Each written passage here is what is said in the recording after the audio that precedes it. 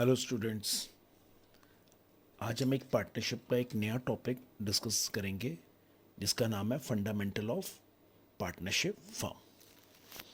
इसके अंदर एक section 4 of Indian partnership act 1932 के अंडर में partnership is a relationship between person who have agreed to share the profit of a business carried on by all or any of them acting for all.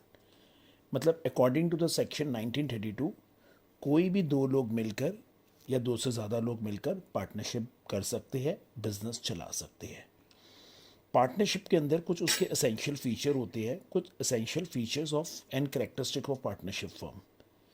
अगर ये partnership के अंदर ये features है तो हम अपनी पार्टनरशिप को इस एक्ट के अंदर रजिस्टर्ड कर सकते हैं। एक तो पार्टनरशिप में 2 और मोर पर्सन होने चाहिए, minimum 2, maximum section 464 of the company act 2013 हम 100 मेंबर्स को पार्टनर बना सकते हैं। 100 मेंबर्स हो सकते हैं मैक्सिमम, मतलब इससे ज़्यादा नहीं, मतलब 100 से ज़्यादा नहीं। Central government has prescribe maximum number of partner is 50, right. Minimum 2, maximum according to section 464 100 और सेंट्रल गवर्नमेंट के हिसाब से 50 मेंबर्स। एग्रीमेंट होना चाहिए। एग्रीमेंट हमारा हमेशा ऑरल में होता है, भी हो सकता है, एग्रीमेंट हम रिटर्न भी हो सकता है। अगर मैं ऑरल में एग्रीमेंट रखूंगा तो मेरी पार्टनरशिप हमेशा अनरजिस्टर्ड होगी, वो इस एक्ट के अंदर नहीं होगी क्योंकि कोई रिटर्न में प्रूफ ही नहीं है। अगर हमारी पार्टनरशिप का एग्रीमेंट रिटर्न में है तो हम उसको पार्टनरशिप डीड बोलेंगे। तो हमारे लिए क्या है, जब भी पार्टनरशिप डीड रिटर्न के अंदर होती है तो उसको हम क्या बोलते हैं, पार्टनरशिप डीड। पार्टनरशिप में तीसरा फीचर होता है इसका लॉफुल बिजनेस, कि जब भी हम पार्टनरशिप चला रहे हैं तो हमारा जो बिज़नेस होना चाहिए वो लॉफुल होना चाहिए। कोई ये नहीं कि इलीगल बिजनेस कर रहे हैं तो हम उसके लिए पार्टनरशिप को रजिस्टर्ड करने की कोशिश कर रहे हैं। नो, लॉफुल बिजनेस, जो भी बिजनेस आप कैरी करोगे वो लॉफुल होना चाहिए। पार्टनरशिप में सबसे ज़रूरी चीज़ होती है profit and sharing ratio.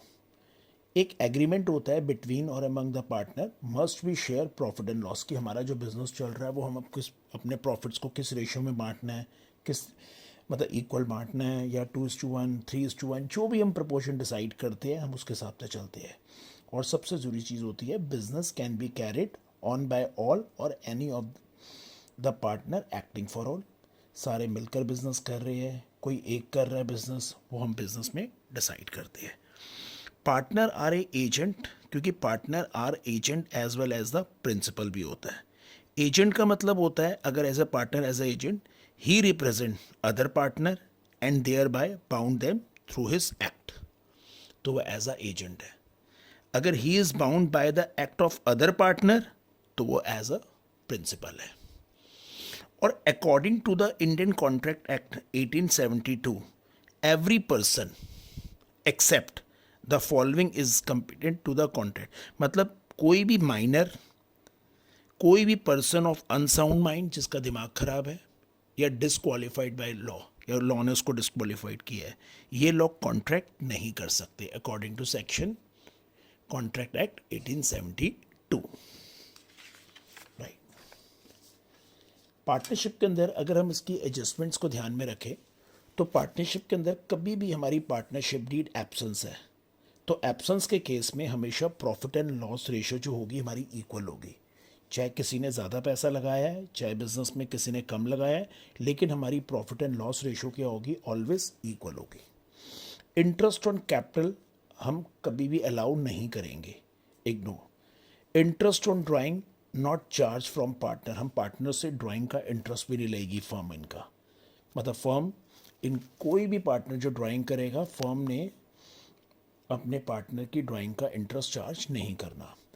Interest on loan 6% per annum होता है, ये चार्ज करना पड़ता है क्योंकि लोन का पैसा है, ये चार्ज अगेंस्ट प्रॉफिट होता है 6%। अगर कोई भी partner as a lender firm में कोई लोन देता है तो उसको अगर रेट ऑफ इंटरेस्ट मेंशन नहीं है तो 6%, लेकिन अगर पार्टनरशिप डीड भी साइलेंट है तो भी 6%।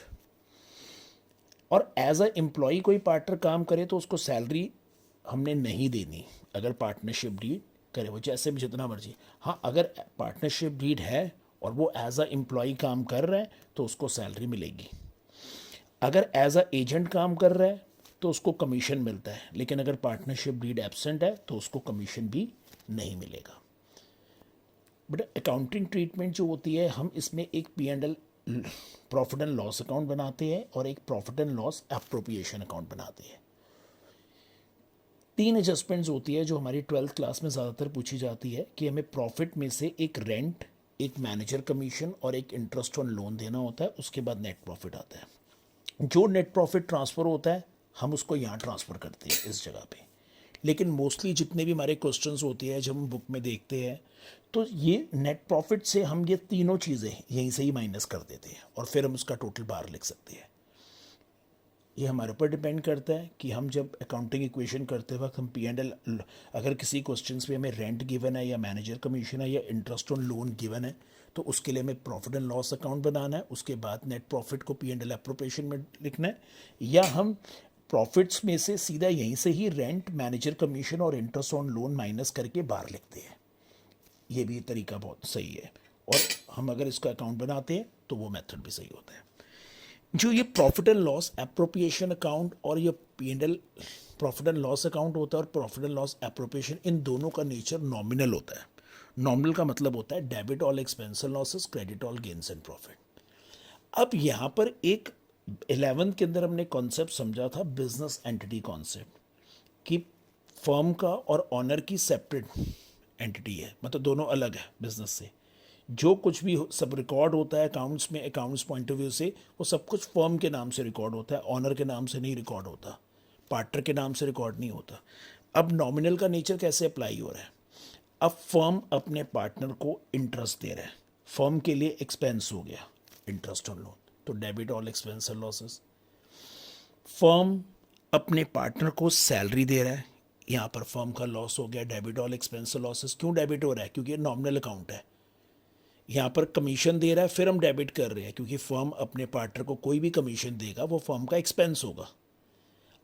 अब फर्म अगर अपने पार्टनर से ड्राइंग का इंटरेस्ट चार्ज कर रहा है, वो तो फर्म का प्रॉफिट है, तो फर्म को अपना प्रॉफिट क्या करना पड़ेगा? क्रेडिट करना पड़ेगा। उसके बाद अगर हमने अपने प्रॉफिट का कुछ पैसा रिजर्व भी करना है तो हम रिजर्व करके जो प्रॉफिट बचेगा वो हम ए और बी को ही बांट देंगे। प्रॉफिट को डिस्ट्रीब्यूट करते वक्त कैपिटल अकाउंट के 2 नेचर होते हैं। एक होता है कैपिटल जब फिक्स्ड हो और कैपिटल जब फ्लक्चुएटिंग हो। फिक्स्ड के अंदर हमेशा एक कैपिटल अकाउंट और एक करंट अकाउंट बनाना पड़ता है। अगर हमारा कैपिटल का नेचर फिक्स्ड है तो हम ये प्रॉफिट करंट अकाउंट में डालेंगे, राइट। अगर कैपिटल हमारी फ्लक्चुएटिंग है तो ये डायरेक्टली कैपिटल अकाउंट में ही ट्रांसफ़र हो जाएगा। अब इसका एक कॉन्सेप्ट समझते हैं हम। इसे पार्टनर्स कैपिटल अकाउंट हम जो मेंटेन करते हैं, 2 मेथड्स होते हैं, fix capital method accounting method और एक होता है fluctuating capital accounting method. Fixed के अंदर हमें 2 तरह के अकाउंट बनाने पड़ते हैं, पार्टनर्स कैपिटल अकाउंट और पार्टनर्स करंट अकाउंट, और फ्लक्चुएटिंग में एक ही होता है, पार्टनर कैपिटल अकाउंट। चाहे कैपिटल अकाउंट हो या करंट अकाउंट हो, इन दोनों का नेचर कौन सा नेचर होता है? पर्सनल। ये किस नेचर से बनती है? Personal accounts. Debit the receiver, credit the giver. तो कैपिटल अकाउंट और करंट अकाउंट की हमेशा डेबिट साइड माइनस होती है, क्रेडिट साइड प्लस होती है, क्योंकि डेबिट द रिसीवर फर्म ले रहा है, क्रेडिट द गिवर फर्म इनको दे रहा है। अगर कैपिटल फिक्स्ड है तो हमेशा हमें ओपनिंग बैलेंस यहाँ पर लिखेंगे, बस कैपिटल के अंदर जो चेंज होगा वो एडिशनल कैपिटल है तो कैपिटल में क्रेडिट हो जाएगा। अगर वो कैपिटल से पैसा विड्रॉ करते हैं तो कैपिटल से माइनस हो जाएगा। विड्रॉवल ये ड्राइंग नहीं होती, ये पैसा कोई स्पेशल पर्पस के लिए उन्होंने इकट्ठा लमसम अमाउंट निकाला है पार्टनर ने अपनी कैपिटल से, उसके बाद बैलेंस सीडी।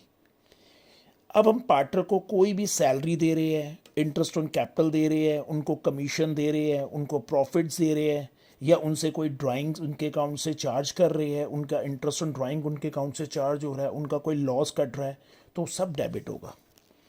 लेकिन एक चीज़ आपको इसमें ध्यान रखनी है, जो हमारे को ये चीज़ कि कैपिटल, अगर कैपिटल फिक्स्ड है तो कैपिटल अकाउंट का जो ओपनिंग बैलेंस होगा वो ऑलवेज क्रेडिट होगा, लेकिन करंट अकाउंट का जो ओपनिंग बैलेंस होता है इट कैन बी क्रेडिट और इट कैन बी डेबिट। ये मेरा क्रेडिट भी हो सकता है और ये मेरा डेबिट भी हो सकता है। अगर मेरा फ्लक्चुएटिंग कैपिटल है तो हमें एक ही कैपिटल अकाउंट बनाना है। तो अब कैपिटल अकाउंट का जो ओपनिंग बैलेंस है वो मेरा क्रेडिट भी हो सकता है और मेरा वो डेबिट भी हो सकता है इसके अंदर। अब वही सेम, इसका नेचर भी पर्सनल है। पर्सनल के रूल के हिसाब से जो भी अब हम इनको पार्टनर को एडिशनल कैपिटल है, इनको सैलरी दे रहे हैं, credit the giver. Interest on capital इनको दे रहे हैं, credit the giver. Profit and loss इनके अकाउंट से प्रॉफिट दे रहे हैं, क्रेडिट द गिवर। इनसे कोई चीज़ चार्ज कर रहे, डेबिट। मतलब इन दोनों को हमने कंबाइन करके कैपिटल अकाउंट बना दिया। पेपर में इसके ऊपर एक क्वेश्चन बहुत ज़रूरी पूछा जाता है कि अगर कैपिटल आर फिक्स्ड तो कैपिटल अकाउंट का हमेशा ओपनिंग बैलेंस डेबिट होता है कि credit? Always credit. Capital account का बैलेंस क्रेडिट कब हो सकता है? जब वो कैपिटल अकाउंट हमेशा फ्लक्चुएटिंग नेचर से बनती है। बच्चों इसके अंदर मैंने आपको ना खाली एक फॉर्मेट समझाया है। नेक्स्ट वीडियोस के अंदर interest on drawings, pass adjustments, different concept ऐसे चैप्टर्स में बहुत छोटे छोटे बहुत बारीक पॉइंट्स हैं जो बोर्ड पॉइंट है उससे बहुत ही ज़्यादा इंपॉर्टेंट है। हम उसको डिटेल में डिस्कस करेंगे। इसीलिए इस वीडियोस के अंदर मैं खाली आपको मैंने पार्टनरशिप का मीनिंग, पार्टनरशिप के फीचर्स, एक P and L appropriation account, P and L का उसका नेचर, और कैपिटल अकाउंट और करंट अकाउंट का नेचर, और इसमें कौन से आइटम्स आते हैं कौन से आइटम्स नहीं आते, राइट। उनके ओपनिंग बैलेंसेस के बारे में बताया कि कैपिटल अकाउंट का ओपनिंग बैलेंस कब डेबिट होता है कब क्रेडिट होता है। कभी भी आ जाए कि कैपिटल अकाउंट का बैलेंस डेबिट होता है, हाँ जी हो सकता है, वो तभी होता है जब फ्लक्चुएटिंग है। हाँ, अगर फिक्स मेथड में कैपिटल अकाउंट का जो बैलेंस होगा वो कभी भी डेबिट नहीं होगा, वो ऑलवेज क्रेडिट होगा। करंट अकाउंट के ओपनिंग बैलेंस डेबिट क्रेडिट दोनों जगह पे हो सकते हैं। बच्चों इस कॉन्सेप्ट को अच्छी तरह से पढ़ो, समझो। मैं नेक्स्ट वीडियोस के अंदर मैं इसका पूरे प्रैक्टिकल क्वेश्चंस आपके साथ डिस्कस करूंगा। अगर वीडियो अच्छी लगी है प्लीज़ इसको लाइक करो और इसको सब्सक्राइब करो। मैक्सिमम से मैक्सिमम अपने फ्रेंड्स को फॉरवर्ड करो लिंक। मेरा हर वीडियो के नीचे मैंने एक लिंक डाला हुआ है टेलीग्राम का, उस टेलीग्राम के लिंक में जाओ, मैं वहाँ पर मेरे को ज्वाइन करो, अपने डाउट्स पर्सनली पूछो। बोर्ड का टाइम है, जो डाउट्स है मुझे पर्सनली पूछो प्लीज़। बच्चों आप लोगों के सब्सक्रिप्शन से, सब्सक्राइब करने से ही थोड़ा मोटिवेशन मिलेगा और मैं और अच्छे अच्छे कॉन्सेप्ट्स आपके लिए लेके आ पाऊँगा। All the best. Next video में मिलते हैं, इसके हम सारे प्रैक्टिकल क्वेश्चन डिस्कस करते हैं। ऑल द बेस्ट बच्चों।